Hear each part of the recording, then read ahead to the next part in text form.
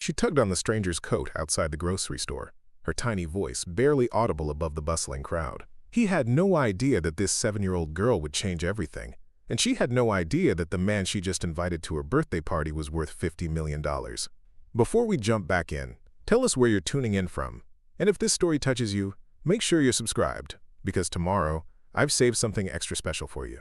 The autumn wind swept through downtown Portland, carrying with it the scent of rain and fallen leaves. Marcus Chen adjusted his worn baseball cap lower over his eyes as he stepped out of the corner grocery store, a single bag of essentials clutched in his weathered hands. At 34, he had learned to navigate the world invisibly. His designer suits traded long ago for faded jeans and thrift store jackets that helped him disappear into the crowd. Nobody recognized the man who had graced the covers of Fortune and Forbes just 2 years earlier. The media had painted him as the golden boy of tech, the visionary CEO who had built Novatech Industries from a garage startup into a billion-dollar empire. But that was before the board meetings behind closed doors, before the hostile takeover that had stripped him of everything except his shares and his guilt. Marcus paused at the crosswalk, watching the city move around him like a river flowing past a stone. The irony wasn't lost on him that he now lived in the same neighborhood where he had once delivered newspapers as a boy, full of dreams and determination. Those dreams felt like they belonged to someone else now, buried beneath layers of betrayal and self-doubt. The light changed, and Marcus started across the street when he felt a gentle tug on his jacket. He looked down to see a small girl with wild curly hair and paint-stained fingers looking up at him with the kind of fearless curiosity that only children possess. Her brown eyes sparkled with mischief, and there was something about her crooked smile that made Marcus pause, despite his instinct to keep walking. "Excuse me, mister," she said, her voice carrying the musical cadence of childhood excitement. "Are you busy on Saturday?" Marcus blinked, caught off guard by the directness of the question. He glanced around, expecting to see a parent nearby, but the girl seemed to be alone. "I'm sorry, what?" "Saturday," she repeated, bouncing slightly on her toes. "It's my birthday party, and my mom said I could invite anyone I wanted, so I'm inviting you." She reached into her small backpack and pulled out a hand-drawn invitation, the paper decorated with rainbow crayons and glitter that caught the afternoon light. Marcus stared at the invitation, his throat tightening unexpectedly. When was the last time someone had invited him anywhere? When was the last time anyone had looked at him and seen something worth celebrating?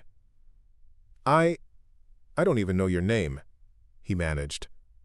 "I'm Sophia," she announced proudly. "Sophia Martinez, and I'm going to be 8 years old. My mom makes the best chocolate cake in the whole world, and we're going to have a piñata shaped like a unicorn. Do you like unicorns?" Despite everything, Marcus felt the corner of his mouth twitch upward. "I've never really thought about it." "Well, you should think about it because they're magical," Sophia said matter-of-factly. "Just like birthday parties."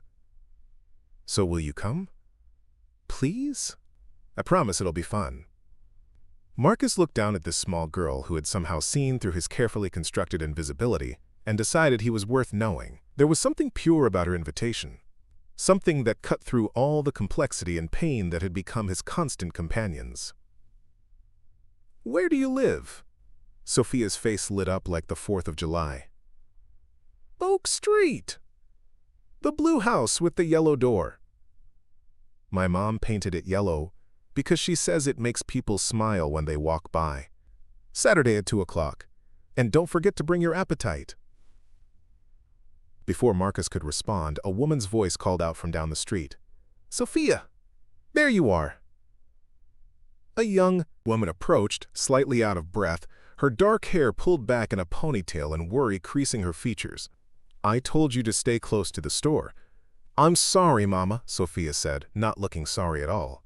"But I met a new friend and I invited him to my party." The woman looked up at Marcus, and for a moment their eyes met. She was probably in her late 20s, with the same warm brown eyes as her daughter, and laugh lines that spoke of someone who found joy in small moments.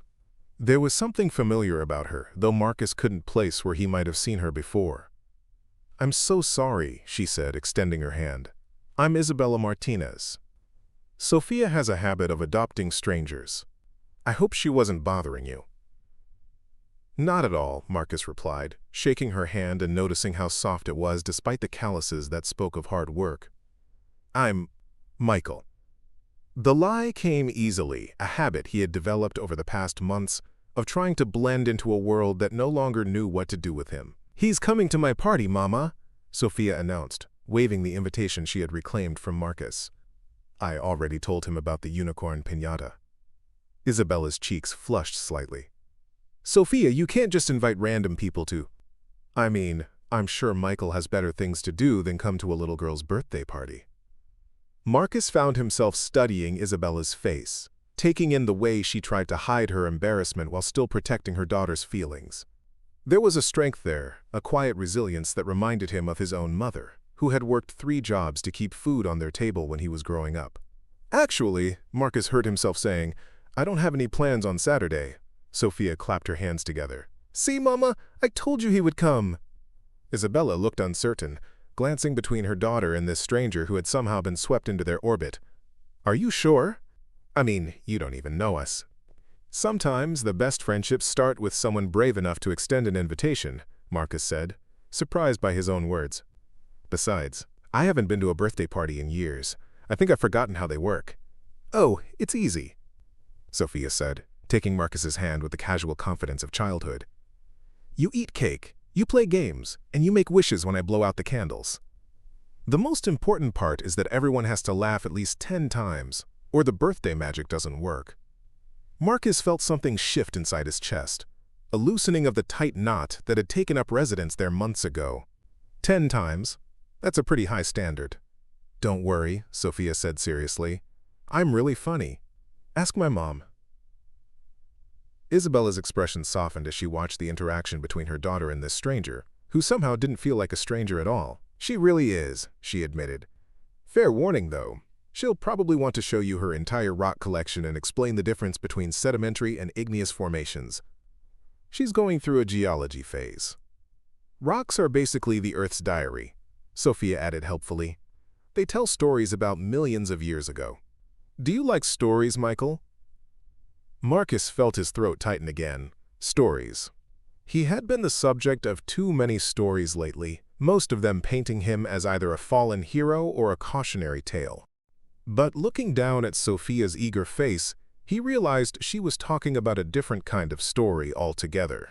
The kind that existed in the imagination, in the space between what was and what could be. I do like stories, he said quietly. Especially ones with happy endings. All the best stories have happy endings?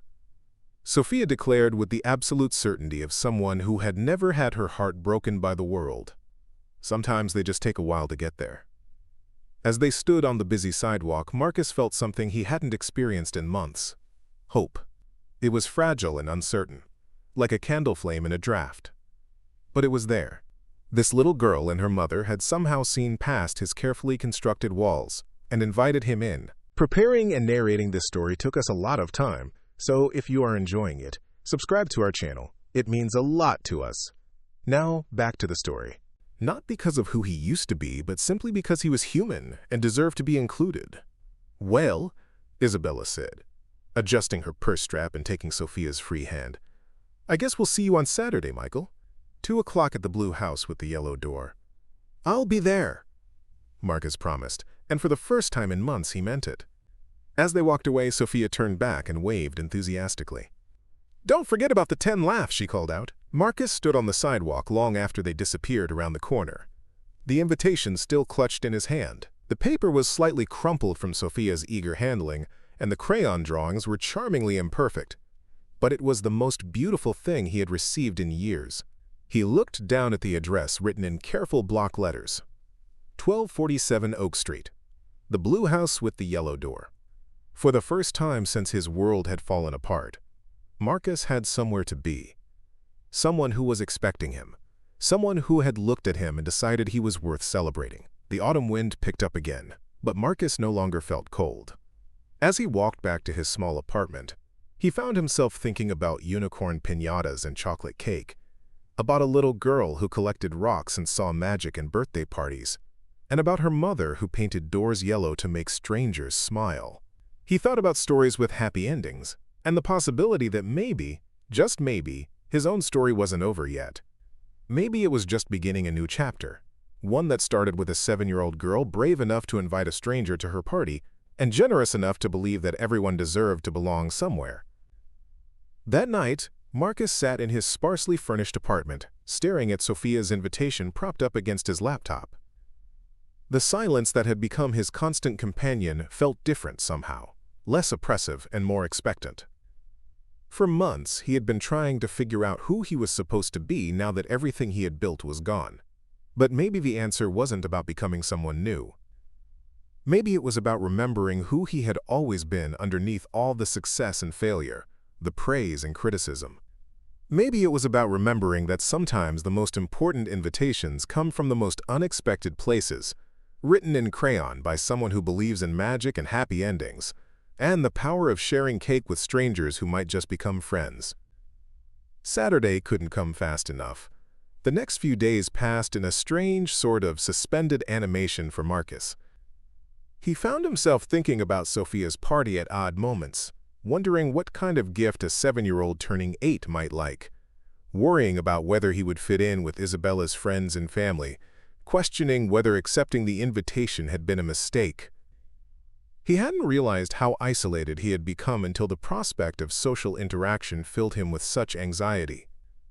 For 2 years, his life had been board meetings and business dinners, networking events and corporate galas, where every conversation was a calculated move in an elaborate game of professional chess. The idea of attending a party where the only expectation was to laugh 10 times felt both liberating and terrifying. On Thursday evening, Marcus found himself in the toy section of a department store, overwhelmed by the endless rows of options. Dolls and action figures, art supplies and building blocks, electronic gadgets and board games. How did you choose a gift for a child you had met for 5 minutes? What did a geology-obsessed 7-year-old want for her birthday? He was standing in front of a display of science kits when he overheard a conversation between a mother and her teenage daughter. "She's probably too young for the advanced chemistry set," the mother was saying. "But Mom, she's really smart," the teenager replied. "And you said she loves learning about how things work." "I know. But some of these experiments might be too complicated." Marcus found himself listening more intently, reminded of conversations he used to have with his own mother about birthday gifts for his younger sister. Sarah had been 8 when their father left, and Marcus, at 12, had taken it upon himself to make sure her birthdays were still magical, despite their changed circumstances. The memory hit him like a physical blow. Sarah, his sister, who had stood by him through everything until the scandal broke and the media attention became too much. She had finally stopped returning his calls 3 months ago, and he couldn't blame her. He had become toxic, a liability to anyone who got too close. But here was another 8-year-old girl, one who didn't know about his failures and disappointments, one who had looked at him and seen someone worth inviting to her party. Maybe this was his chance to do something right, to be the kind of person Sarah used to believe he was. Marcus approached the teenage girl and her mother. "Excuse me," he said politely. "I couldn't help overhearing. Are you shopping for a little girl who likes science?" The mother looked slightly startled, but the teenager nodded enthusiastically. "My little cousin Sophia. She's turning 8, and she's obsessed with rocks and minerals and how the earth was formed. She wants to be a geologist when she grows up." Marcus felt a jolt of recognition. Sophia Martinez. What were the odds? Dark curly hair? Really bright smile? "You know Sophia?" the mother asked, looking intrigued. "We just met," Marcus said. "She invited me to her birthday party, actually. I'm trying to figure out what to get her." The teenager's face lit up. "Oh, you're the mystery guest. Sophia has been talking about you all week. She told my mom that she met someone who looked like he needed a friend." Out of the mouths of babes, Marcus felt his chest tighten again. She said that? "Sophia has always been good at reading people," the mother said with a fond smile. "I'm Maria, by the way, Isabella's sister. And this is my daughter, Carmen." "Michael," Marcus replied, sticking to his alias. "It's nice to meet you both." "So what do you think about this rock tumbler kit?" Carmen asked, pointing to a box on the shelf. "She could use it to polish the stones she finds in the park."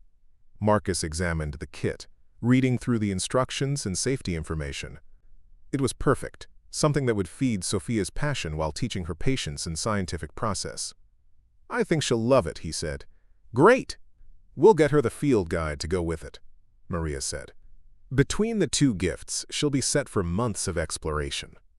As they stood in line together, Marcus found himself drawn into easy conversation with Maria and Carmen.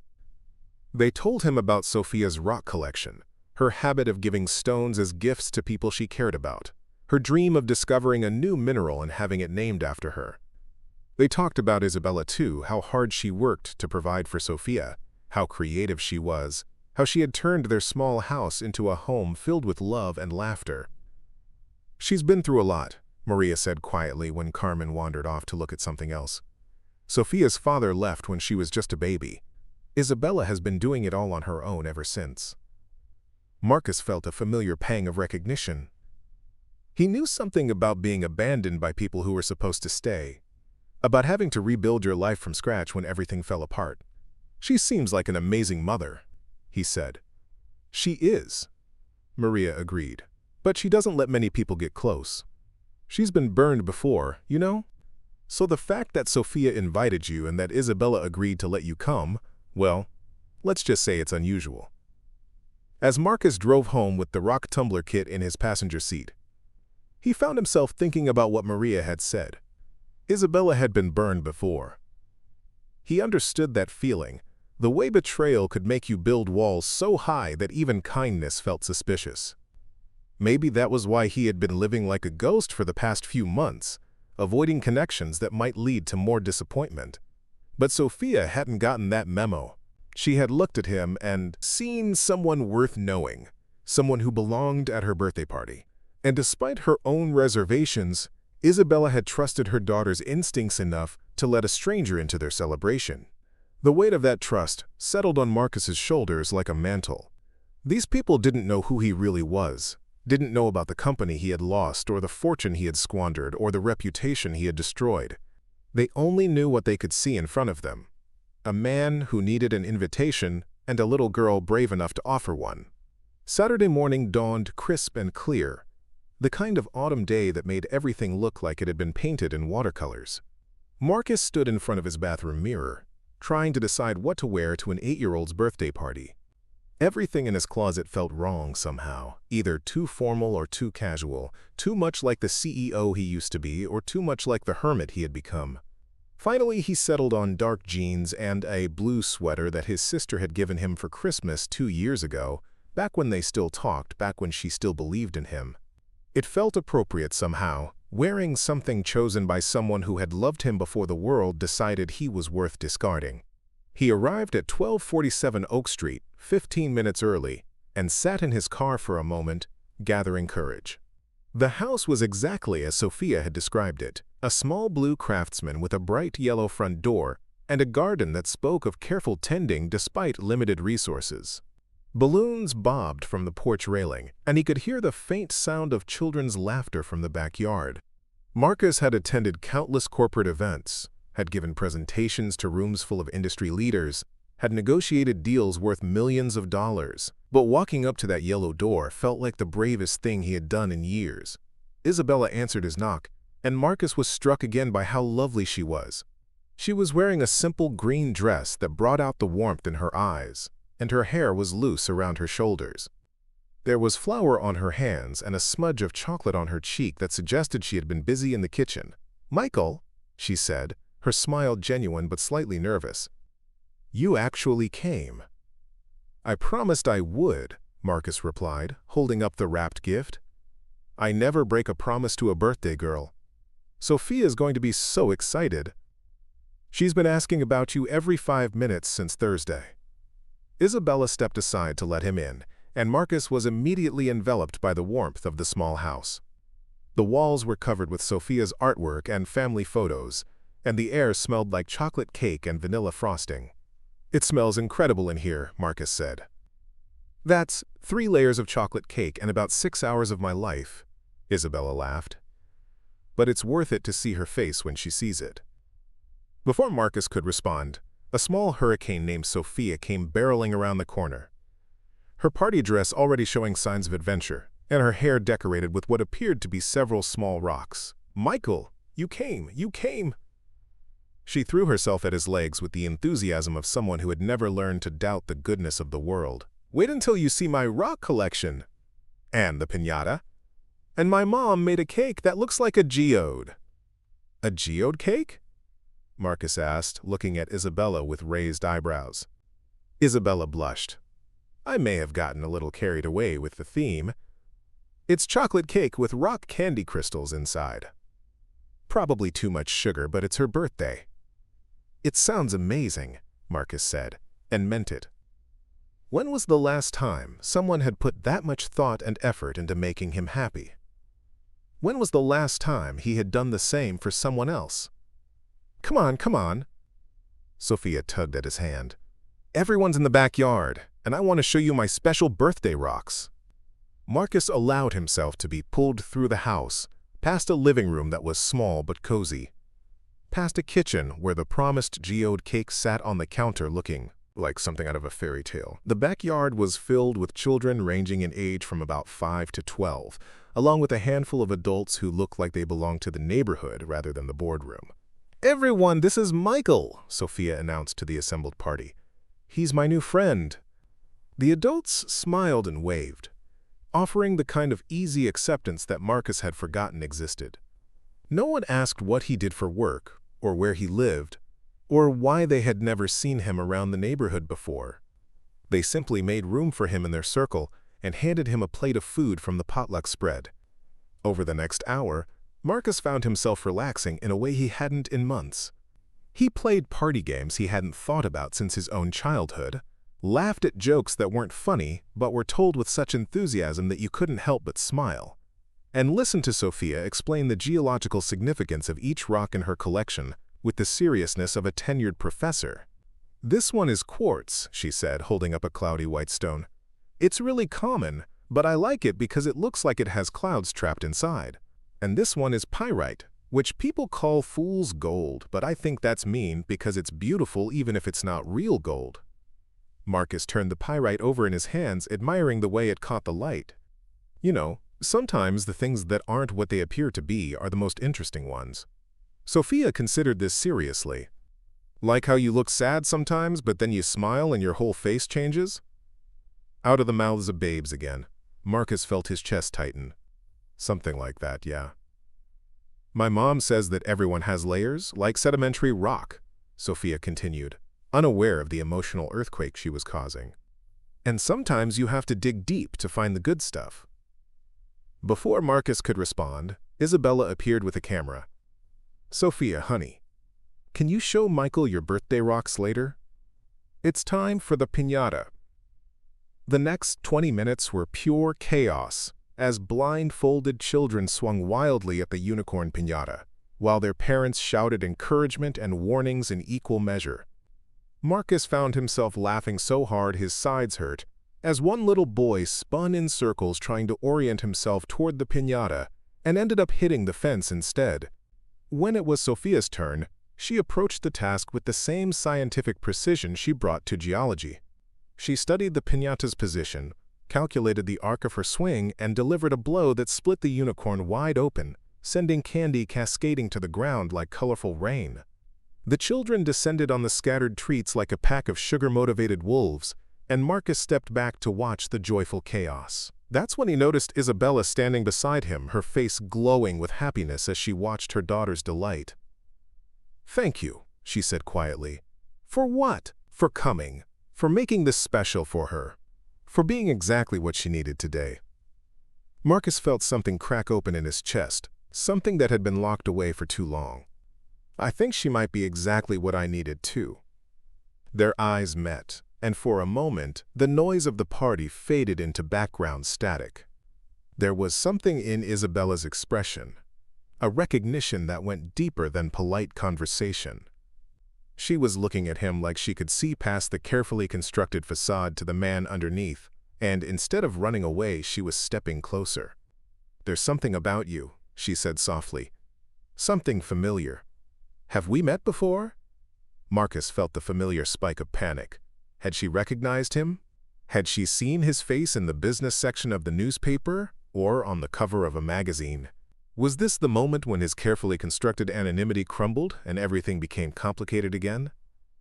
I don't think so, he said carefully. I would have remembered.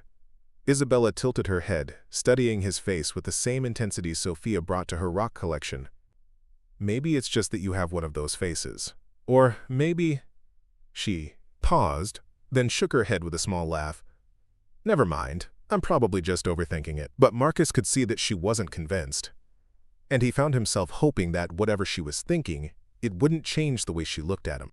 He had grown addicted to being seen as just Michael, just a man who needed an invitation to a little girl's birthday party. He wasn't ready to go back to being Marcus Chen, fallen CEO and cautionary tale. Mama, Michael. Sophia's voice cut through his spiraling thoughts. It's time for cake. The geode cake was a work of art, its chocolate layers revealing pockets of colorful rock candy that sparkled like real crystals. Sophia's eyes went wide when Isabella brought it out, and the assembled party guests gasped in appreciation. Make a wish, birthday girl, Isabella said, lighting 8 candles that flickered in the afternoon breeze. Sophia closed her eyes tight, her face scrunched in concentration. Marcus found himself wondering what an 8-year-old wished for. More rocks for her collection? A pony? World peace? Whatever it was, he hoped with surprising intensity that it would come true. She opened her eyes and blew out all 8 candles in one breath, and the party erupted in cheers. As they cut into the cake and distributed slices, Marcus marveled at the attention to detail. Each piece revealed a different pattern of crystal candy, and the chocolate was rich and perfectly moist. This is incredible, he told Isabella as they stood together watching Sophia distribute pieces to her friends. You could charge a fortune for cakes like this. Isabella blushed. It's just a hobby. I work at the community center downtown, helping with after-school programs. Cake decorating is what I do for fun. Have you ever thought about doing it professionally? Oh, I couldn't. Isabella waved the suggestion away. It's too risky, and I have Sophia to think about. I need steady income and benefits. Dreams are luxuries I can't afford right now. Marcus understood that kind of thinking, the way responsibility could make you choose security over passion. But looking at the joy on every child's face as they discovered the crystal surprises in their cake, he thought Isabella was selling herself short. Sometimes the biggest risk is not taking any risks at all, he said quietly. Isabella looked at him sharply, something flickering in her eyes. That sounds like something a businessman would say. Marcus felt his heart skip. I've read a lot of business books, he said, which was technically true even if it wasn't the whole truth. Before Isabella could respond, Sophia appeared at their side, her face covered in chocolate frosting and her eyes bright with excitement. Michael, did you count your laughs? I think you're at least at 15. I lost count, Marcus admitted. This might be the most fun I've had in years. Good, Sophia declared, because we're not done yet. We still have to play musical chairs and pin the horn on the unicorn, and then you have to see me open my presents. The rest of the party passed in a blur of games and laughter. Marcus found himself fully engaged in a way he hadn't been in months, his usual self-consciousness forgotten in the face of pure, uncomplicated joy. He cheered when Sophia won at musical chairs through a combination of quick reflexes and strategic thinking that would have impressed his old board of directors. He laughed until his sides hurt during Pin the Horn on the Unicorn as blindfolded children attempted to navigate toward a poster that seemed to move further away with each attempt. But it was present opening time that nearly undid him completely. Sophia approached each gift with the methodical excitement of a scientist discovering new elements. She thanked each giver with genuine enthusiasm, whether the gift was an expensive toy or a handmade friendship bracelet. When she got to Marcus's gift, she carefully peeled away the wrapping paper, smoothing it out and folding it neatly before opening the box. Her gasp when she saw the rock tumbler kit was audible from across the yard. "Michael, this is perfect!" She threw her arms around his waist, and Marcus felt his throat close with emotion. "Now I can make all my rocks smooth and shiny, and look, it comes with polishing powder and everything." "Your cousin Carmen helped me pick it out," Marcus said, his voice slightly hoarse. "She said you like to find rocks in the park."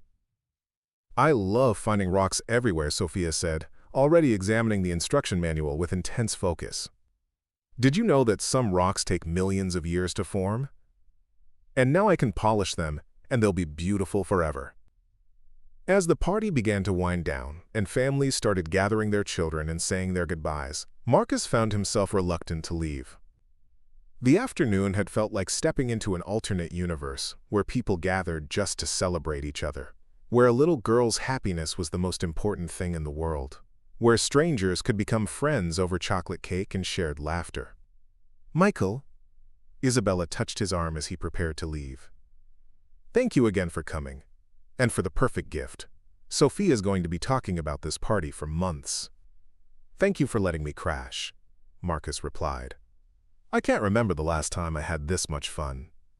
"You're welcome here anytime," Isabella said, and Marcus could tell she meant it. "Sophia has already asked if you can come to dinner next week." Marcus felt that familiar spike of panic mixed with longing. Getting closer to these people felt dangerous and wonderful in equal measure. "I'd like that," he heard himself saying. "Good," Sophia piped up, appearing at their side with arms full of leftover cake and party favors. "And you can meet Mr. Whiskers. He's my hamster, and he's very smart. I'm teaching him to sort rocks by hardness." As Marcus drove away from the blue house with the yellow door, his car filled with the smell of leftover cake, and his pocket containing a small piece of quartz that Sophia had insisted he take as a thank-you gift, he felt something shift inside him. For months he had been existing in a state of suspended animation, neither moving forward nor truly healing from everything he had lost. But today had reminded him of something he had forgotten, that joy was still possible, that connection was still available, that maybe the story of his life wasn't ending but simply changing direction. Maybe sometimes the most important transformations began not with grand gestures or business plans, but with a little girl brave enough to invite a stranger to her party, and a mother generous enough to let him stay. As he sat in his apartment that evening, Sophia's piece of quartz catching the lamplight on his coffee table, Marcus realized that for the first time in months, he was looking forward to tomorrow. Next week, he would have dinner with Isabella and Sophia. He would meet Mr. Whiskers, the rock-sorting hamster. He would continue to be Michael, the friend who had appeared in their lives when they needed him, and who, it turned out, had needed them just as much. The future felt uncertain, but no longer empty. And sometimes, Marcus thought as he fell asleep that night, that was exactly how the best stories began. The weeks following Sophia's birthday party settled into a rhythm that Marcus hadn't expected but found himself craving. Tuesday evening dinners became a sacred ritual, with Isabella cooking simple but delicious meals while Sophia regaled them with stories from school and updates on her rock tumbler progress. Marcus had never realized how much he had missed the ordinary magic of family dinners. The way conversation flowed between the important and the mundane. The way laughter could fill up all the empty spaces in a room. On the third Tuesday, as Marcus helped clear the dishes while Sophia showed off her newest polished stones, Isabella asked the question he had been dreading. "So what do you do for work, Michael?" she said casually, but Marcus caught the way her eyes studied his face as she waited for his answer. Marcus felt his chest tighten. He had prepared for this moment, had rehearsed various versions of the truth that wouldn't technically be lies.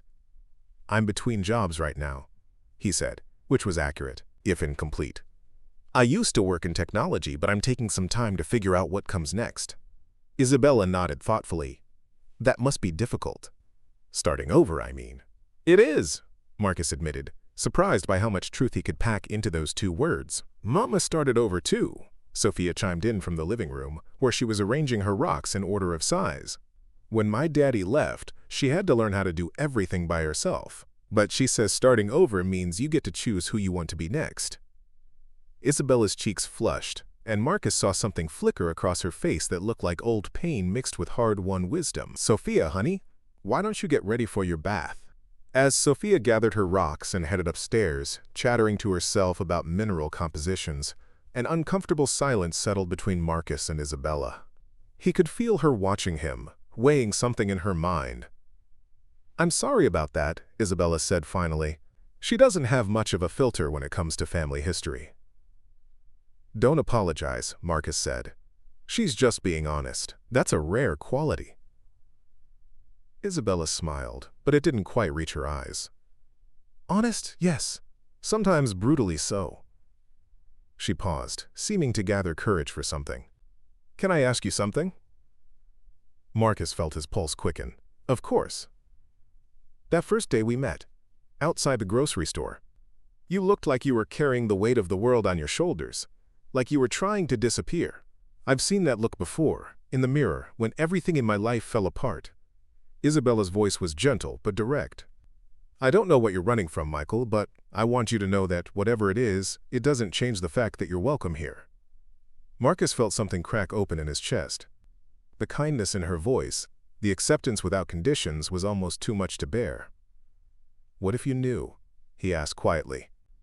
"What if you knew everything about who I used to be, about the mistakes I made? Would I still be welcome?" Isabella considered this seriously. Everyone makes mistakes. The question is whether you learn from them and whether you're trying to be better. From what I can see, the answer to both of those is yes. Before Marcus could respond, Sophia's voice called down from upstairs. "Mama, I need help with the water temperature." "Duty calls," Isabella said with a rueful smile. "But Michael, whatever you're carrying, you don't have to carry it alone anymore." As Marcus drove home that night, Isabella's words echoed in his mind. You don't have to carry it alone anymore. When was the last time someone had offered to share his burdens instead of adding to them? When was the last time someone had looked at him and seen potential for redemption instead of just another cautionary tale? The following week, Marcus arrived for dinner to find Isabella in the kitchen, surrounded by what appeared to be the aftermath of a baking explosion. Flour covered every surface. Mixing bowls were stacked precariously in the sink, and the air was thick with the smell of burned sugar. "Rough day?" Marcus asked, taking in the chaos. Isabella blew a strand of hair out of her face, leaving a streak of flour across her forehead. "I'm trying to perfect a new cake recipe for the community center's fundraiser next month." Emphasis on trying. She gestured helplessly at a lopsided chocolate creation that had clearly seen better days. "What's the fundraiser for?" "Art supplies for the after-school program. The kids are so creative, but we're working with crayons that are basically stubs and construction paper that's seen better decades." Isabella's frustration was evident as she surveyed her failed attempts. "I thought if I could donate some specialty cakes for the auction, it might help raise more money." Marcus studied the kitchen disaster zone, then looked at Isabella's determined but defeated expression. "What if I helped?" "You bake?" Isabella asked, surprise evident in her voice. "I used to," Marcus said, thinking of weekend mornings in his old life when stress baking had been his way of unwinding from corporate pressures. "It's been a while, but I think I remember the basics." What followed was 2 hours of the most fun Marcus had experienced in his new life as Michael. They worked side by side, troubleshooting Isabella's recipe, adjusting ratios, and discovering that her oven ran hot and her measuring cups were inconsistent. Marcus found himself completely absorbed in the problem-solving aspect of baking. The way each ingredient had to work in harmony with the others, the precision required to achieve the desired result. More than that, he loved working alongside Isabella. She was quick to learn, generous with laughter when things went wrong, and completely focused on the goal of helping the children in her program. There was something pure about her motivation that reminded Marcus of why he had started his company in the first place, before success had complicated everything with politics and greed. "This is it," Isabella said as they pulled their fourth attempt from the oven. The cake was perfectly level, golden brown, and smelled like heaven. "This is the one." As they waited for it to cool so they could test the flavor, Sophia appeared in the kitchen doorway, rubbing sleep from her eyes. "What smells so good?" "Mama and Michael made the perfect cake," she announced, climbing onto a stool to get a better view. "They've been working really hard." "It's for the kids at the community center," Isabella explained, "to help buy art supplies." Sophia nodded seriously. Art supplies are very important. Mrs. Patterson says creativity is what makes humans special. Mrs. Patterson is a smart teacher, Marcus said, struck by the simple wisdom in the statement. When they finally tasted the cake, it was perfection. Moist chocolate layers with a subtle hint of coffee, complemented by a cream cheese frosting that was sweet but not overwhelming. Isabella's face lit up with triumph and relief. "We did it," she said, then caught herself. "I mean, you did it. This is amazing, Michael. The fundraiser is going to be such a success." "We did it," Marcus corrected. "And I'd like to help with the fundraiser if you'll let me." "Really? But you don't even know the kids, and you're already doing so much." "I'd like to know them," Marcus interrupted. "And besides, I have some experience with organizing events." That was an understatement. He had planned corporate galas for 500 people, managed product launches that made national news, coordinated charity events that raised millions of dollars. A community center fundraiser should be manageable. The following Saturday, Marcus found himself at Riverside Community Center, a modest building that served as an oasis of hope in a neighborhood that had seen better days. The after-school program was in full swing when he arrived, and the energy was infectious. Children ranging in age from 6 to 14 were scattered throughout a large multi-purpose room, some working on homework at round tables, others engaged in various art projects, all of them supervised by volunteers who clearly cared deeply about their success. Isabella introduced him to the director, a woman named Carmen Rodriguez, who had the kind of presence that commanded respect and inspired confidence. "So you're the mysterious Michael we've been hearing about," Carmen said with a knowing smile. "Isabella tells me you're something of a miracle worker in the kitchen." "I just helped troubleshoot a recipe," Marcus said, but Carmen was already shaking her head. "Honey, I've been trying to help Isabella perfect that cake for 3 weeks. You figured it out in one evening." "That's not troubleshooting. That's magic." As Carmen led him on a tour of the facility, Marcus was struck by how much the staff accomplished with so little. The art supplies were indeed minimal, the furniture was mismatched but well-maintained, and every surface showed evidence of the creativity that flourished despite limited resources. On one wall, a mural depicted the neighborhood as the children saw it, not as a place of struggle but as a community full of potential and hope.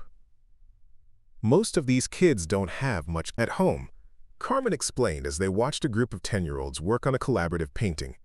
"But here, they can dream, they can create, they can imagine futures that might not have seemed possible before." Marcus felt something stir in his chest, a familiar feeling he hadn't experienced since the early days of building his company. It was the recognition of a mission that mattered, a purpose beyond profit margins and market share. These children reminded him of himself at that age, full of dreams and determination but lacking the resources to pursue them fully. "What would make the biggest difference?" he asked Carmen.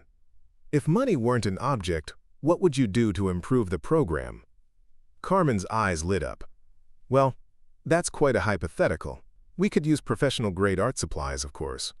Computer access for digital art programs. Maybe even space for a proper art studio instead of sharing the multi-purpose room. And field trips to museums and galleries so the kids can see what's possible." She paused, then laughed. "Listen to me, dreaming big. The reality is we're hoping to raise enough at the fundraiser to buy decent paintbrushes and paper that doesn't fall apart when it gets wet." That evening, Marcus sat in his apartment with his laptop open, researching art supply vendors and educational programs. For the first time in months, he felt the familiar rush of purpose that had once driven him to build something meaningful. But this time, it wasn't about building an empire or proving his worth to investors.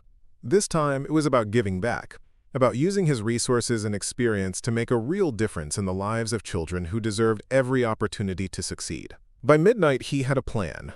It was ambitious, maybe even audacious, but it was also entirely feasible. The question was whether he was ready to step out of the shadows of his carefully constructed anonymity and risk everything he had found with Isabella and Sophia.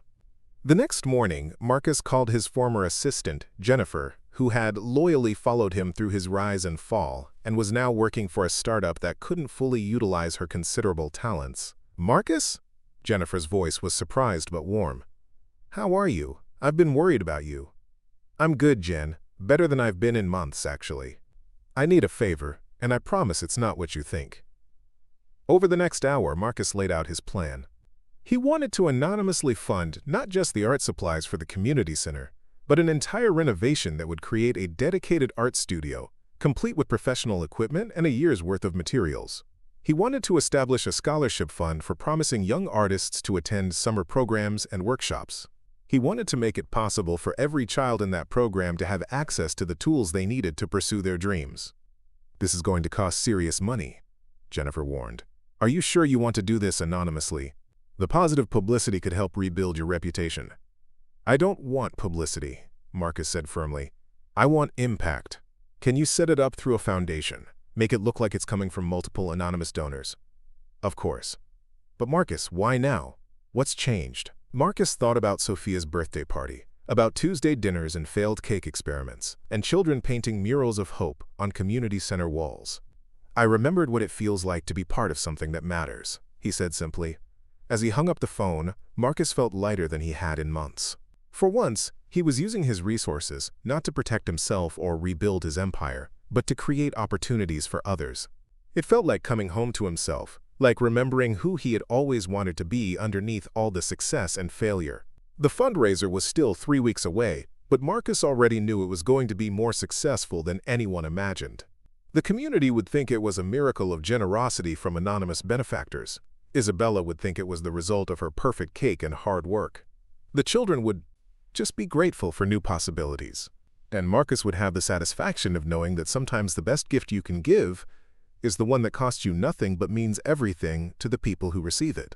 Sometimes the most important transformation happened not when you gained something, but when you found the courage to give it away. Up next, you've got 2 more standout stories right on your screen. If this one hit the mark, you won't want to pass these up. Just click and check them out.